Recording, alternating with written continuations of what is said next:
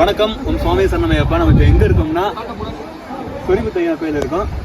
இருக்கிற பிளேஸ் எல்லாம் மிகவும் அருமையாக இருக்கு, நல்லா இருக்கு. இந்த இடத்துல தான் வந்து அஜித் வந்து படம் எடுத்த பாட்டு எடுத்தார்ல, சத்தம் இல்லாதவனி கேட்டு சுத்தம் இல்லாத அதெல்லாம் இங்கே எடுத்தாங்க. இந்த பிளேஸ் தான். இந்த பிளேஸ்லாம் பார்த்து எப்படி இருக்குன்னு வெளியே சிற்பக்கெல்லாம் செதுக்கப்பட்டு உள்ளது. சில பேர் அந்த காலத்தில் வந்து பெயிண்டிங் பண்ணிருக்கானுங்க, சிலையும் அடிச்சிருக்காங்க, நல்லா இருக்கு. முக்கியமாக அகத்தியர் வந்து இங்கே தான் தியானம் பண்ணுறது வந்து சொல்லியிருக்காங்க. மலையின் ஓரத்தில் இங்கே ஓரத்தில் வந்து தியானம் பண்ணுவாங்க. அகத்தியர் மட்டும் இல்லை, நிறைய முனிவர்கள் வந்து தியானம் பண்ணுறதுக்கான ஒரு சிறந்த இடம் இந்த சொரிமுத்தையா கோயில் தான். கோயிலில் என்ன ஸ்பெஷல் அப்படின்னு பார்த்தோம்னா, எப்பவுமே வந்து மழை பெய்யுற மாதிரியே கிளைமேட் இருக்கும், தண்ணி சொட்டினே இருக்கும். எந்த மலையை பார்த்தாலும் அந்த மலையை காட்டு, தண்ணி சொட்டுது போய் எதில் பார்த்தாலும் சொட்டினே இருக்கும். சினிமாட்டிக் ஜூம் ஆகாது.